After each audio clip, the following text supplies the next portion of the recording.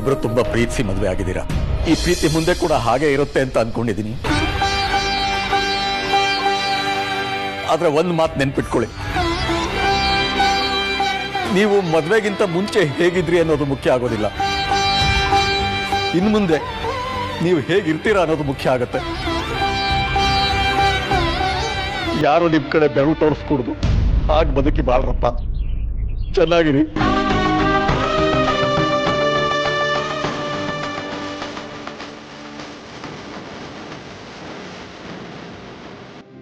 ಖಂಡಿತವಾಗ್ಲೂಪ್ಪ, ನಿಮ್ಮ ನಂಬಿಕೆಯಾಗಿ ಇರ್ತೀನಿ. ಆ ನಂಬಿಕೆ ನನಗಿದೆಯಪ್ಪ. ನೀನು ನನ್ನ ಮಗಳ ಕನಸನ್ನ ನಿನ್ನ ಕನಸು ಅಂತ ಈಡೇರಿಸಿದಾಗಲೇ ಗೊತ್ತಾಯ್ತು ನೀನು ನನ್ನ ಮಗಳನ್ನ ಎಷ್ಟು ಚೆನ್ನಾಗಿ ನೋಡ್ಕೋತೀಯ ಅಂತ.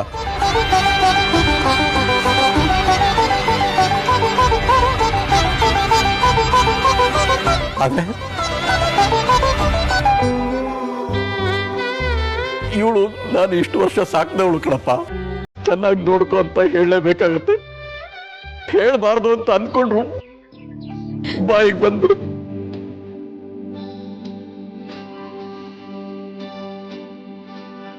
ನೀನು ಪಡ್ಕೋತಾ ಇದೀಯ, ನಾನು ನನ್ನ ಬದುಕಿನ ಒಂದು ಭಾಗನ ಕಳಿಸ್ಕೊಡ್ತಾ ಇದ್ದೀನಿ. ಇವಳು ಎಲ್ಲೇ ಇದ್ರು ಸುಖವಾಗಿರ್ಬೇಕು ಅನ್ನೋದಷ್ಟೇ ಅಪ್ಪ ನನ್ನ ಆಸೆ.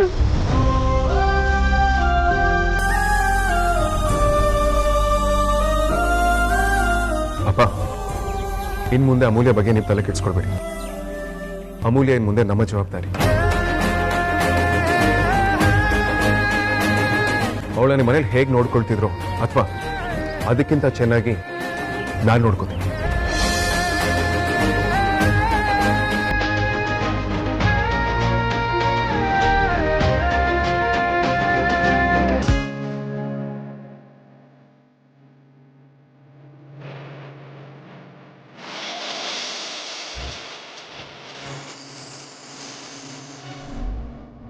ನಿಮ್ಗೆಲ್ಲ ಏನಾಗಿದೆ ಅಂತ? ನಾನೇನು ಮದುವೆ ಮಾಡಿಕೊಂಡು ಫಾರಿನಿಗೆ ಹೋಗ್ತಿದ್ದೀನಾ? ಇದೇ ಊರಲ್ಲಿ ಇರ್ತೀನಿ ತಾನೆ. ನಾನು ಮದುವೆ ಮಾಡಿಕೊಂಡು ನಮ್ಮ ಮನೆಯಿಂದ ವೇದಾಂತ್ ಮನೆಗೆ ಹೋಗ್ತಿದ್ದೀನಿ ಅಷ್ಟೇ. ಅಲ್ಲಿ ಆರತಿ ಅಕ್ಕ ಇರ್ತಾರೆ, ನನ್ನ ಕ್ರೈಮ್ ಪಾರ್ಟ್ನರ್ ವಿಕ್ಕಿ ಬಾವ ಇರ್ತಾರೆ.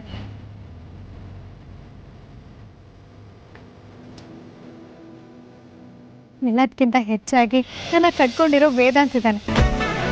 ಇಷ್ಟೆಲ್ಲ ಇರುವಾಗ ದುಃಖ ಏನಕ್ಕೆ ಹೇಳಿ? ಸ್ವಲ್ಪ ನಗ್ನಗ್ತಾ ನನ್ನ ಖುಷಿಯಿಂದ ಕಳಿಸ್ಕೊಡು.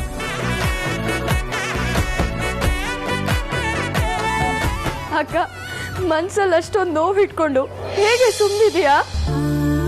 ಹೌದು ಅಮ್ಮ, ನೋಡು, ನೀನ್ ಮನ್ಸಲ್ಲಿ ಏನೇನು ಮುಚ್ಚಿಟ್ಕೊಳ್ಳೋ ಹಾಗಿಲ್ಲ. ನೀನ್ ಹತ್ಬಿಡು ಆಯ್ತಾ? ಈ ಬಜಾರಿ, ನಿನ್ನ ಬಗ್ಗೆ ನನಗೆ ಚೆನ್ನಾಗಿ ಗೊತ್ತು. ಅಳೋದು ಗಿಳೋದು ಎಲ್ಲ ಇದ್ರೆ ಇಲ್ಲೇ ಮುಗಿಸ್ಕೊಂಡ್ಬಿಡು. ಮನೆಗೆ ಹೋಗಿ ಇನ್ನೊಂದು ಸೀನ್ ಮಾಡೋದು ಬೇಡ. ಇದೊಳ್ಳೆ ಕತೆ ಆಯ್ತಲ್ಲ. ನನಗೆ ಅಳೋದಕ್ಕೆ ಇಷ್ಟ ಇಲ್ಲ ಅಂದ್ರು ಅಳು ಅಂತ ನೀವೇ ಬಲವಂತ ಮಾಡ್ತಿದ್ದೀರಲ್ಲ. ಅಳೋದಕ್ಕೆ ನಾನೇನು ಅಳುಬುರ್ಕಿನ? ರೌಡಿ ಬೇಬಿನಮ್ಮ. ನಾವು ಬೇರೆಯವ್ರನ್ನ ಅಳಿಸ್ತೀವಿ, ನಾವು ಅಳೋ ಸೀನೆಲ್ಲ ಇಲ್ಲ.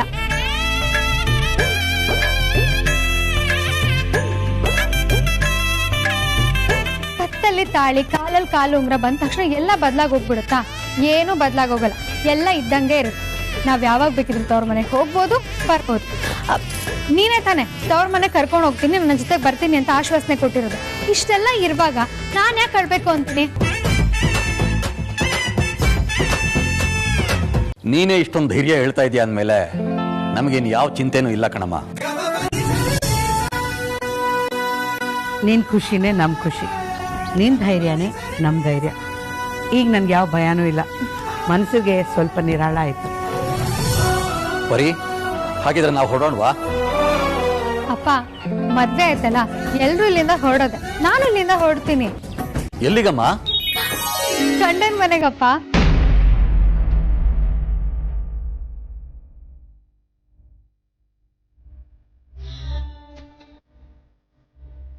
ಹೋಗ್ಬಾ ಅಮ್ಮ, ಆಗಾಗ ಬರ್ತಾ ಇರು. ಬೀಗ್ರೆ, ನಾವು ಹೋಗಿದ್ದು ಬರ್ತೀವಿ.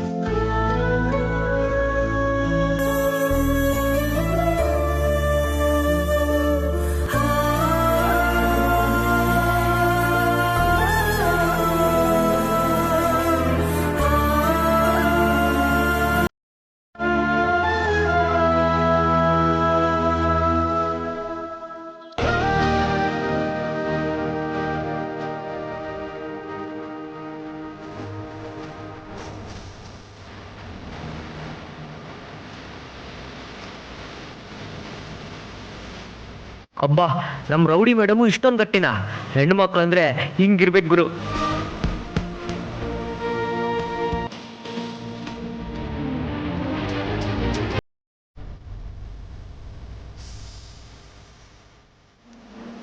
ಹಾಡೋದಕ್ಕೆ ನಾನೇ ಹಾಡ್ಬಿಡ್ತೀನ. ಹಾಗಿದ್ರೆ ನಾವು ಹೊರಡೋಣವಾ? ಎಲ್ರು ಇಲ್ಲಿಂದ ಹೊರಡೋದು, ನಾನು ಇಲ್ಲಿಂದ ಹೊರಡ್ತೀನಿ. ಎಲ್ಲಿಗಮ್ಮ? ಗಂಡನ ಮನೆಗಪ್ಪ. ಬರೀ ಅಮ್ಮನ ನಾವಿವತ್ತು ಕಳಿಸ್ಕೊಡ್ತಾ ಇದ್ದೀವಿ ಅಂತ ನಿನಗೆ ಬೇಜಾರಾಗ್ತಾ ಇದೆ ಅಲ್ವಾ? ದುಃಖ ಆಗತ್ತೆ, ಅಳ್ಬೇಡ ಪರಿ. ಒಂದಲ್ಲ ಒಂದ್ ದಿವಸ ನಾವು ಅವಳನ್ನ ಕಳಿಸ್ಕೊಡ್ಲೇಬೇಕಾಗಿತ್ತು. ಇವತ್ತು ಕಳಿಸ್ಕೊಡ್ತಾ ಇದ್ದೀವಿ. ಹೆಣ್ಮಕ್ಳು ಜೀವನದಲ್ಲಿ ಇಂಥ ದಿನ ಬಂದೇ ಬರುತ್ತಲ್ವಾ ಪರಿ? ನಾನು ಬೇಜಾರಾದಲ್ಲ ರೀ. ಅವಳು ಮದುವೆ ಮಾಡಿಕೊಂಡು ಗಂಡನ ಮನೆಗೆ ಹೋಗ್ತಾ ಇದ್ದಾಳೆ. ಅವಳ ಕಣ್ಣಲ್ಲಿ ಒಂದು ಹನಿ ನೀರು ಕೂಡ ಬರಲಿಲ್ಲ. ಎಲ್ಲ ಹೆಣ್ಮಕ್ಳು ತಾಯಿ ಮನೆ ಬಂಧನ ಕಳ್ಕೊಂಡು ಗಂಡನ ಮನೆಗೆ ಹೋಗುವಾಗ ಅತ್ತೆ ಅಳ್ತಾರೆ. ಎಂಥ ಕಲ್ಲು ಮನ್ಸಿನೊಳಾದರೂ ಒಂದು ಹನಿ ನೀರಾದರೂ ಹಾಕ್ತಾಳೆ. ನಾವುಗಳು ಎಷ್ಟು ಅಳ್ತಾ ಇದ್ವಿ, ಆದರೆ ಅವಳ ಕಣ್ಣಲ್ಲಿ ನೀರೇ ಬರಲಿಲ್ಲ.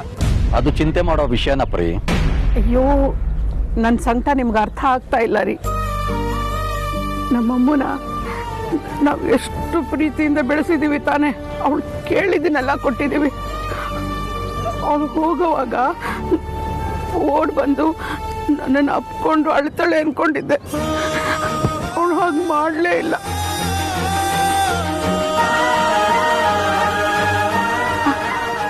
ರೀ, ನನಗೆ ಮನಸ್ಸು ತುಂಬ ಅನ್ನಿಸ್ತಾ ಇದೆ ರೀ. ಅವಳೆಲ್ಲೋ ತಾಯಿ ಕರಳನ್ನ ನೆನಪು ಮಾಡಿಕೊಂಡು ಬೆಕ್ಕಿ ಬೆಕ್ಕಿ ಅಳ್ತಿದ್ದಾಳೆ ಅಂತ ಅನ್ನಿಸ್ತಿದೆ ರೀ.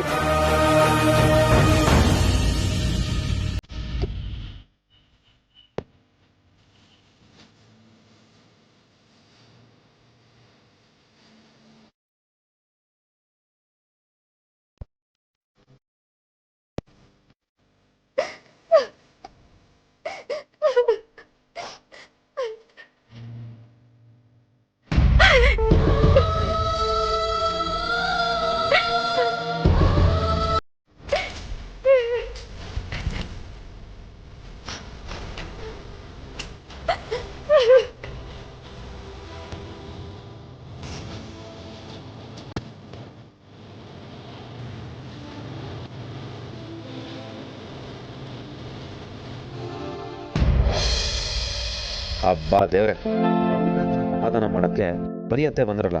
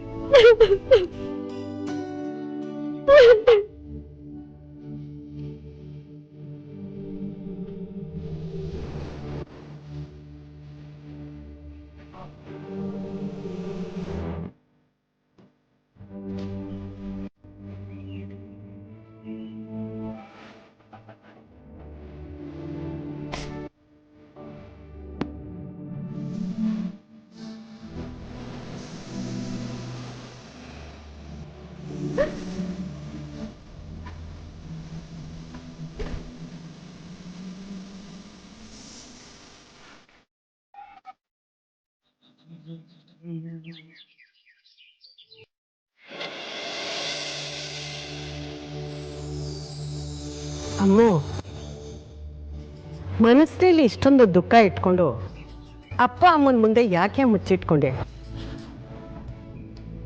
ಅವ್ರ ಮುಂದೆ ಹತ್ತಿದ್ರೆ ನಿನ್ನ ಮನಸ್ಸಿನ ಭಾರನಾದರೂ ಕಡಿಮೆ ಆಗೋದಲ್ಲಮ್ಮ. ದುಃಖ ತಡ್ಕೊಳಕ್ಕಾಗದೆ ತುಂಬ ಅಳ್ತಿದ್ರು. ನಾನು ಹೊತ್ತು ಇವ್ರ ಮನ್ಸಿಗೆ ನೋವು ಮಾಡಬಾರ್ದು ಅಂತ ಅಳ್ಳಿಲ್ಲ ಅಜ್ಜಿ.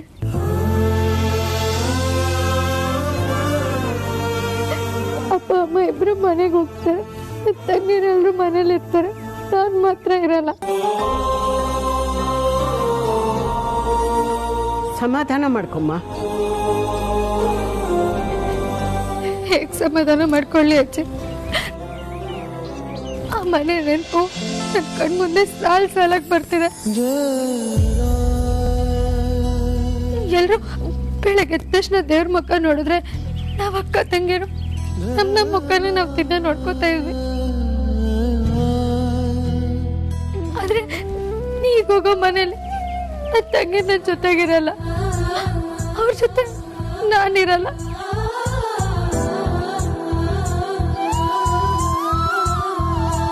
ಬೆಳಗಾದ್ರೆ ಅಪ್ಪ ಕಾಫಿ ಕುಡಿತಿರುವಾಗ ಪೇಪರಲ್ಲಿ ವಿಷಯ ಓದಿ ಅಪ್ಪಂಗೆ ತಿಳಿಸ್ತಾ ಇದ್ದೆ. ಆದ್ರೆ ಇನ್ ಮುಂದೆ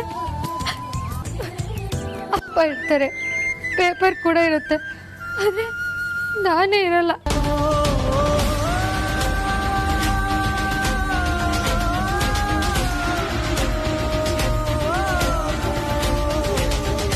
ಇದೆಲ್ಲ ನೆನ್ಸ್ಕೊಂಡು ಅಪ್ಪನ ಮನ್ಸಿಗೆ ಎಷ್ಟು ಬೇಜಾರಾಗ್ಬೋದು ಹೇಳಿ ಅಜ್ಜಿ.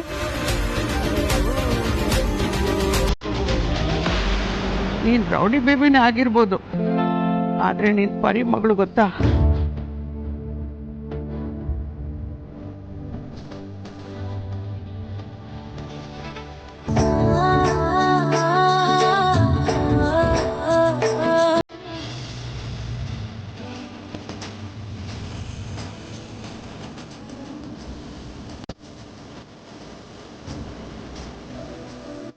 ಮನ್ಸಲ್ಲಿ ಇಷ್ಟೊಂದೆಲ್ಲ ನೋವು ಇಟ್ಕೊಂಡು ಏನು ಇಲ್ಲ ಅನ್ನೋ ಥರ ನಾಟಕ ಮಾಡ್ಬಿಟ್ಟಿಯಲ್ಲೇ.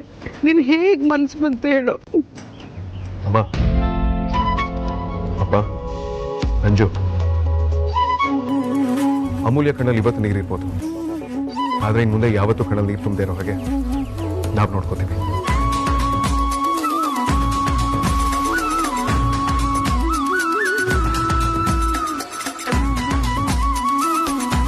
ಅಗ್ರಜ, ನೀನು ನನ್ನ ಅಣ್ಣ ಅಂತ ಪ್ರೂವ್ ಮಾಡ್ಬಿಟ್ಟೆ. ನನ್ನ ಮದುವೆಲ್ಲೂ ನಾನು ಇದೇ ಡೈಲಾಗ್ ಹೊಡೆದಿದ್ದೆ, ನೀನು ಕಾಪಿ ಪೇಸ್ಟ್ ಮಾಡ್ಬಿಟ್ಟೆ ಬಿಡು.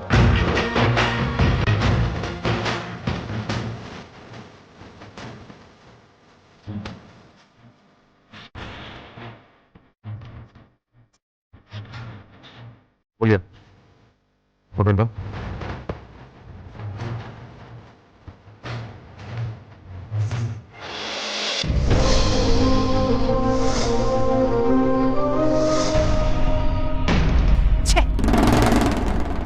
ಮರಳಲ್ಲಿ ಮನೆ ಕಟ್ಟಿ ಒಂದೇ ಅಲೆಗೆ ಹೊಡ್ಕೊಂಡು ಹೋಗೋ ಹಾಗೆ ನನಗೆಷ್ಟು ವರ್ಷದ ಪ್ರಯತ್ನನೆಲ್ಲ ವ್ಯರ್ಥ ಮಾಡ್ಬಿಟ್ಟ. ವೇದಾಂತ್ಗೆ ಹುಡುಗಿಯರ್ ನೆರಳು ಕಂಡ್ರನೆ ಆಗ್ಬಾರ್ದು ಹಾಗೆ ಬೆಳೆಸಿದ್ದೆ, ಆದ್ರೆ ಕೊನೆಗೆ ಅವನು ಮದ್ವೆನೇ ಆಗ್ಬಿಟ್ಟ. ಅಣ್ಣ ತಮ್ಮಂದ್ರ ಮಧ್ಯೆ ದೊಡ್ಡ ಕಂದಕನೇ ಸೃಷ್ಟಿ ಮಾಡಿ ಅವ್ರನ್ನ ದೂರ ಮಾಡಿ ಈ ವೇದಾಂತ್ ಕಟ್ಟಿರೋ ಸಾಮ್ರಾಜ್ಯಕ್ಕೆ ಮಹಾರಾಣಿಯಾಗಿ ಮೆರಿಬೇಕು ಅಂತ ಆಸೆ ಪಟ್ಟಿದ್ದೆ. ಆದ್ರೆ ನಾನು ಅಂದ್ಕೊಂಡಿರೋ ಲೆಕ್ಕಾಚಾರ ಎಲ್ಲ ತಲೆ ಕೆಳಗಾಗೋಯ್ತು. ಆ ಕೈಯಾಳಿ ಅಮೂಲ್ಯ ವೇದಾಂತ್ನ ಮದ್ವೆ ಆಗದಿರೋ ಹಾಗೆ ಮಾಡ್ಬೇಕು ಅಂತ ಏನೇನೆಲ್ಲ ಮಾಡ್ದೆ. ಛೀ, ಕೊನೆಗೂ ಅವಳೇ ನನ್ನ ಸೊಸೆಯಾಗಿ ಬಂದ್ಬಿಟ್ಲ. ಮೊದ್ಲೇ ಆ ಅಣ್ಣ ತಮ್ಮಂದ್ರಿಗೆ ನನ್ನನ್ನ ಕಂಡ್ರೆ ಆಗಲ್ಲ, ಇನ್ನು ಇವಳ ಜೊತೆ ಸೇರ್ಕೊಂಡ್ಬಿಟ್ರೆ ಮುಗೀತು ನನ್ನ ಕತೆ.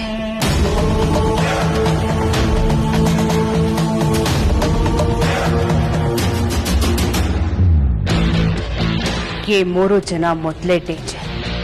ಇನ್ನು ಒಟ್ಟಿಗೆ ಸೇರ್ಕೊಂಡ್ರೆ ನನ್ನ ಗತಿ ಅಧೋಗತಿ.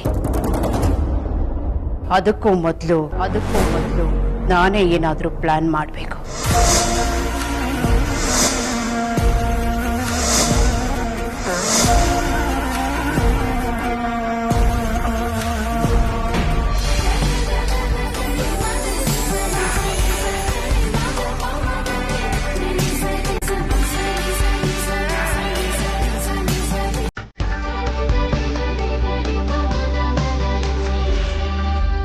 ನೋಡಿ ನಂದಿ,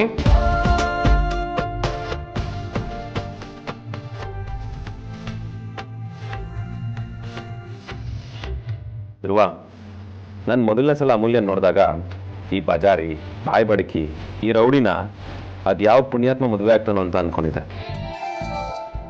ಬಟ್ ಅದೇ ಅಮೂಲ್ಯ ನನಗೆ ಇವತ್ತು ಅತ್ತಿಗೆ, ನಾದ್ನಿ, best friend and biggest supporter ಆಗ್ತಾಳೆ ಅಂತ ನನ್ನ ಕನ್ಸು ಮನಸ್ಸಲ್ಲಿ ಅನ್ಕೊಂಡಿರಲಿಲ್ಲ. ಬಾವಾ ಯಾಕೆ ಹಿಂಗ್ ಮಾತಾಡ್ತಿದ್ದೀರಾ? ಏನಾಯ್ತು? ನೀವ್ ಯಾವಾಗ್ಲೂ ನಗ್ನಗ್ತಾ ಇದ್ರೇನೆ ಚಂದ. ಕಾಮಿಡಿ ಮಾಡೋ ಟೈಮಲ್ಲ ಇದು, ಸೀರಿಯಸ್ ವಿಷಯ ಮಾತಾಡೋಕೆ ಬಂದಿದ್ದು. ಸೀರಿಯಸ್ಸಾ? ಯಾಕೇನಾಯ್ತು ಬಾವಾ? ಏನಾಯ್ತು? ರೌಡಿ ನಾದ್ನಿ, ಅಗ್ರಜ ಈಸ್ ನಾಟ್ ಸೇಫ್.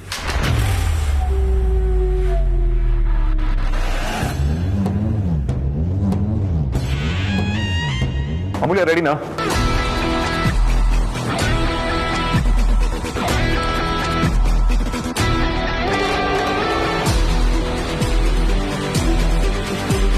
ಸುವಾಸಿನಿ ಬಗ್ಗೆ ಹೇಳೋದಕ್ಕೆ ಇದು ರೈಟ್ ಟೈಮ್ ಅಲ್ಲ, ಯಾಕಂದರೆ ಅಣ್ಣ ಇಲ್ಲ ಇದ್ದಾನೆ.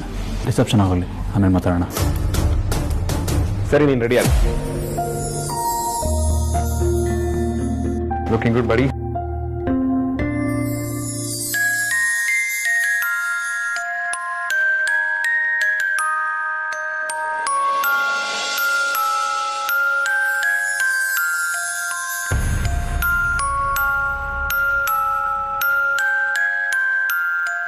ಅಮೂಲ್ಯ, ಈ ಡ್ರೆಸ್ಸಲ್ಲಿ ತುಂಬಾನೇ ಮುದ್ದಾಗಿ ಕಾಣ್ತಿದ್ಯಾ. ನೀನು ಅಷ್ಟೇ ವೇದಾಂತ್, ಈ ಡ್ರೆಸ್ಸಲ್ಲಿ ತುಂಬಾ ಚೆನ್ನಾಗಿ ಕಾಣಿಸ್ತಿದ್ಯಾ. ಥ್ಯಾಂಕ್ಸ್ ಅಮೂಲ್ಯ. ನಮಗೋಸ್ಕರ ಎಲ್ಲರೂ ವೆಯ್ಟ್ ಮಾಡ್ತಿರ್ತಾರೆ. ಹೋಗೋಣ? ಹಾ, ಒಂದು 2 ನಿಮಿಷ ಬಂದೆ.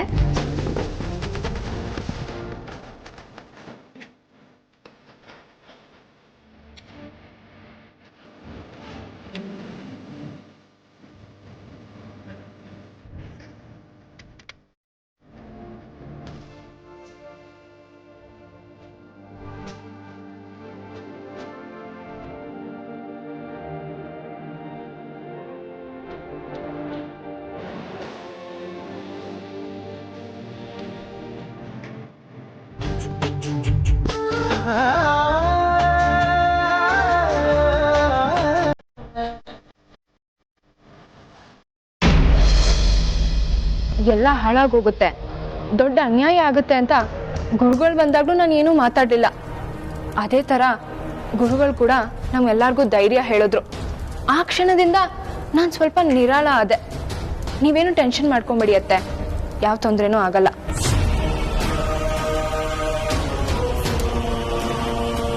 ಗುರುಗಳು ಅವರಾಗೆ ಹೇಳಿಲ್ಲ ಆರ್ತಿ, ಹೇಳೋ ಹಾಗೆ ಮಾಡಿದ್ದ. ಏನ್ ಹೇಳ್ತಿದ್ದೀರಾ ಅತ್ತೆ? ಯಾಕೆ ಈ ಕೆಲಸ ಮಾಡ್ತಾರೆ?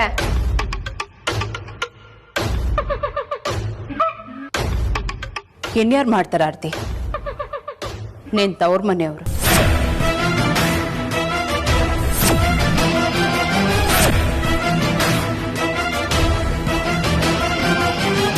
ಏನ್ ಹೇಳ್ತಿದ್ದೀರಾ ಅತ್ತೆ? ನೀನ್ ತವ್ರ ಮನೆಯವರು ಜಾತಕ ಕೊಡ್ಬೇಕಾದ್ರೆ ಬದಲಾಯಿಸ್ಕೊಟ್ಟಿದ್ದಾರೆ. ನಿನ್ ತಂಗಿ ಅಮೂಲ್ಯ ಜಾತಕನ ಡ್ಯೂಪ್ಲಿಕೇಟ್ ಮಾಡಿಕೊಡ್ಸಿದ್ದಾರೆ. ಅದರಿಂದ ಅವ್ರಿಗೇನ್ ಲಾಭ? ಅಮೂಲ್ಯ ವೇದಾಂತ್ ಮದುವೆ ನಡಿಬೇಕು ಅಂತ, ಈ ಮದುವೆಗೆ ಯಾವುದೇ ತೊಂದರೆ ಆಗ್ಬಾರ್ದು ಅಂತ. ಈ ವಿಷಯ ನಿಮ್ಗೆ ಹೇಗೆ ಗೊತ್ತಾಯ್ತು ಅತ್ತೆ? ಹೇಗೋ ಗೊತ್ತಾಯ್ತಲ್ಲ ಬಿಡ. ನನಗೆ ಅವ್ರ ಬಗ್ಗೆ ಯೋಚನೆ ಇಲ್ಲ ಆರ್ತಿ. ನನಗೆ ನನ್ನ ಮಗ ವಿಕ್ಕಿ ಬಗ್ಗೆ, ನನ್ನ ಪ್ರೀತಿ ಸೊಸೆ ನಿನ್ ಬಗ್ಗೆ ಯೋಚನೆ ಆಗ್ತಿದೆ. ಇದೇನತ್ತೆ, ವಿಕ್ಕಿಗೆ ಮಾತ್ರ ನನ್ನ ಮಗ ನನ್ನ ಸೊಸೆ ಅಂತ ಒತ್ತಿ ಒತ್ತಿ ಹೇಳ್ತಿದ್ದೀರಾ? ಇದಕ್ಕೆ ಅರ್ಥ ಏನು? ನನಗೆ ನಿನ್ನ ಮೇಲೆ ಒಂದಷ್ಟು ಪ್ರೀತಿ ಕಾಳಜಿ ಜಾಸ್ತಿನೇ ಅಮ್ಮ. ನಾನು ಯಾವಾಗಲೂ ನಿಮ್ಮ ಹೇಳ್ಕೆನೆ ಬಯಸೋದು, ಅದಕ್ಕೋಸ್ಕರನೇ ಇಷ್ಟೆಲ್ಲ ಮಾಡ್ತಿರೋದು. ನಮ್ಮ ವಿಕ್ರಾಂತ್ನ ಆ ವೇದಾಂತು ತನಗಿಷ್ಟ ಬಂದ ಹಾಗೆ ಕುಣಿಸ್ತಾ ಇದ್ದಾನೆ. ಇದು ವಿಕ್ಕಿಗೆ ಅರ್ಥ ಆಗ್ತಿಲ್ಲ. ಫೈನಲಿ ಇಲ್ಲಿವರೆಗೂ ಬಂದು ನಿಂತಿದೆ. ಅತ್ತೆ, ತನ್ನಷ್ಟಕ್ಕೆ ತಾನೇ ಅಂದ್ರೆ ನಿಮ್ಮ ಮಾತಿನ ಅರ್ಥ ಏನು ಅಂತ ನನಗೆ ಗೊತ್ತಾಗ್ತಿಲ್ಲ. ಅಷ್ಟಕ್ಕೂ ಎಲ್ಲರೂ ನಿಮ್ಮ ಮಕ್ಕಳೇ ಅಲ್ವಾ? ತನ್ನಷ್ಟಕ್ಕೆ ತಾನೇ ಎಲ್ಲರೂ ಯಾಕೇನಾದ್ರೂ ಮಾಡ್ತಾರೆ? ಯಾಕಂದ್ರೆ ವೇದಾಂತ್ ನನ್ನ ಸ್ವಂತ ಮಗ ಅಲ್ಲ.